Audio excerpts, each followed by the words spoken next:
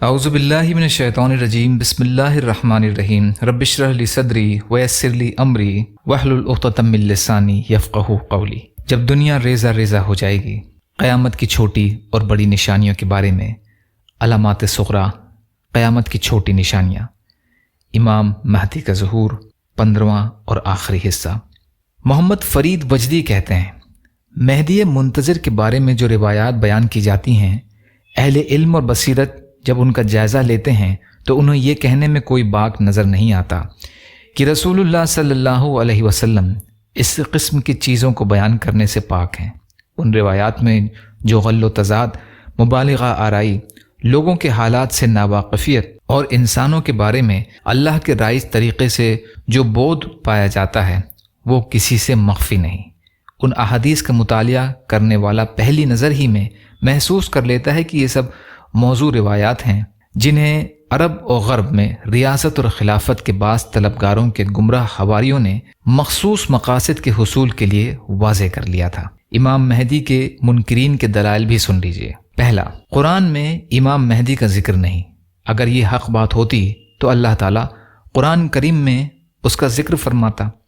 جواب، قرآن مجید نے تمام علامات قیامت کا ذکر نہیں کیا، حتیٰ کہ اس نے خروج دجال کا اور آخری زمانے میں زمین میں دھسنے کا واقعہ کا ذکر بھی نہیں کیا۔ ان تمام علامات کو سنت میں ذکر کیا گیا ہے۔ جب یہ علامات سنت سے ثابت ہیں تو برحق ہیں، اس لیے کہ اللہ تعالیٰ کا اپنے نبی کے بارے میں اعلان ہے کہ میرا نبی اپنی خواہش سے کلام نہیں کرتا۔ رسول اللہ صلی اللہ علیہ وسلم کا ارشاد ہے، خبردار، مجھے قرآن حکیم بھی عطا کیا گیا ہے اور اس جیسی ایک دوسری چیز یعنی سنت بھی اس کے ساتھ عطا کی گئی ہے۔ نبی کریم صلی اللہ علیہ وسلم نے ان علامات کا ذکر فرمایا ہے اور انہیں ثابت فرمایا ہے، اس لیے یہ ثابت شدہ دین کا حصہ ہے۔ سوال نمبر 2، امام مہدی کی احادیث صحیحین میں نہیں ہیں۔ اس کا جواب ہے کہ صحیح بخاری اور صحیح مسلم میں نبی کریم صلی اللہ علیہ وسلم کی تمام احادیث جمع نہیں کی گئی ہیں۔ امام بخاری اور امام مسلم کے علاوہ دیگر روایت سنت بھی ائمہ محققین ہیں، اور ہمارے پاس ایسے وسائل اور طریقے موجود ہیں جن سے صحیح اور ضعیف حدیث میں امتیاز کیا جا سکتا ہے۔ اگر تحقیق کے بعد حدیث صحیح ثابت ہو جائے، اسے قبول کرنا واجب ہے، چاہے وہ صحیح بخاری اور مسلم میں ہو یا کسی اور کتاب میں ہو۔ صحیح بخاری اور صحیح مسلم میں بھی امام مہدی کے بارے میں روایت ضرور آئی ہیں، مگر وہ امام مہدی کے نام لیے بغیر اس کی صفات کے بیان پر مبنی ہیں۔ گزشتہ احادیث میں صحیحین کی احادیث بھی دیکھی جا سکتی ہیں۔ سوال نمبر 3، ہم مدعی مہدیت کے لیے دروازہ نہیں کھولنا چاہتے۔ اس کا جواب ہے، جب ہم نے امام مہدی کے بارے میں شرعی قواعد و ضوابط بیان کر دیے ہیں تو اب کسی بھی جھوٹے شخص کے لیے دعویٰ کرنے کی گنجائش نہیں رہتی۔ امام مہدی کی مخصوص جسمانی صفات ہیں اور ان کے زمانے کے کچھ متعین حالات ہیں جن کا ذکر پہلے گزر چکا ہے۔ یہ صفات و علامات صرف ایک ہی شخص میں پائی جائیں گی جو حقیقی مہدی ہوگا۔ اس موضوع کی آخری بات، کیا امام مہدی پر ایمان لانے کے یہ معنی ہیں کہ دعوت اور عمل کو چھوڑ دیا جائے؟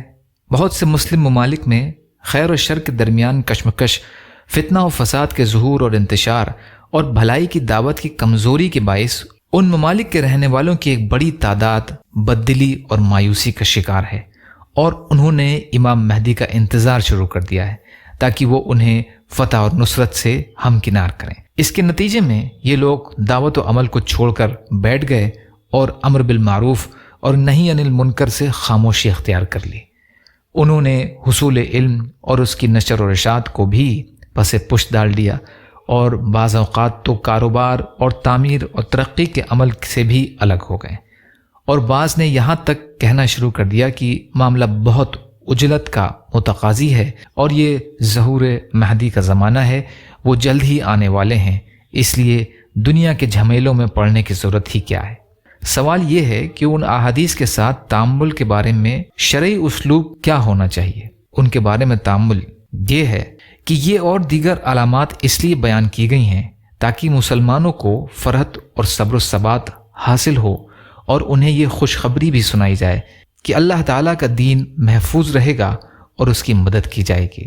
اس کے ساتھ ساتھ ہم عمل وہ کریں گے جس کا شریعت نے عمومی حکم دیا ہے کہ دین کی مدد کی جائے، مسلمان ملکوں کا دفاع کیا جائے، جہاد فی سبیل اللہ کو قائم کیا جائے اور پرچم اسلام کی سربلندی کے لیے قتال کیا جائے۔ ہم اس انتظار میں بیٹھے نہیں رہیں گے کہ آسمان سے مدد نازل ہوگی یا ہماری کسی کوشش اور محنت کے بغیر ہی زمین کچھ اگانا شروع کر دے گی۔ آج بھی مسلمانوں پر فرض ہے کہ وہ یہودیوں سے قتال کے لیے اور قابض عیسائیوں کو مسلمانوں کے ممالک سے نکالنے کے لیے بھرپور تیاری کریں اور قیادت کے لیے خروج مہدی کا انتظار میں ذلیل و رسوا ہو کر نہ بیٹھے رہیں، بلکہ ہم سب کو متفق اور متحد ہو کر اپنے دین کی، اور اگر امام مہدی تشریف لے آئیں تو ان کی مدد کرنی چاہیے۔ وآخر دعوانا ان الحمدللہ رب العالمین۔ یا اللہ ہم سب کو کہنے سننے سے زیادہ عمل کی توفیق عطا فرما۔ یا اللہ جو مظلوم ہیں، پریشان حال ہیں، بیمار ہیں، قرض میں ہیں، بے روزگار ہیں، محتاج ہیں، ان کی مدد فرما۔ یا اللہ مظلوم فلسطینیوں کی، کشمیریوں کی، روہنگیا مسلمانوں کی اور مسلمان جہاں بھی پریشان حال ہیں ان کی مدد فرما۔ یا اللہ ہم سب کو اپنی استطاعت کے بقدر اپنا حق ادا کرنے والا بنا۔ یا اللہ صبر کرنے والا، شکر کرنے والا اور اچھی طرح عبادت کرنے والا بنا۔ یا اللہ آپ قادر مطلق ہیں، آپ کے لیے ہر چیز آسان ہے، ہمارے لیے بھی آسانیاں پیدا فرما۔ یا اللہ اپنے حلال میں سے دے دے، حرام سے بچا لیجئے اور اپنے غیر سے بے نیاز کر دے۔ یا اللہ جو مانگا وہ بھی عطا کر دیجئے، جو بھول گئے ہوں اپنے فضل کرم سے عطا فرمائیے۔ ربنا تقبل منا انک انت السمیع العلیم برحمتک یا ارحم الراحمین۔ لا الہ الا اللہ محمد رسول اللہ۔ السلام علیکم ورحمۃ اللہ وبرکاتہ۔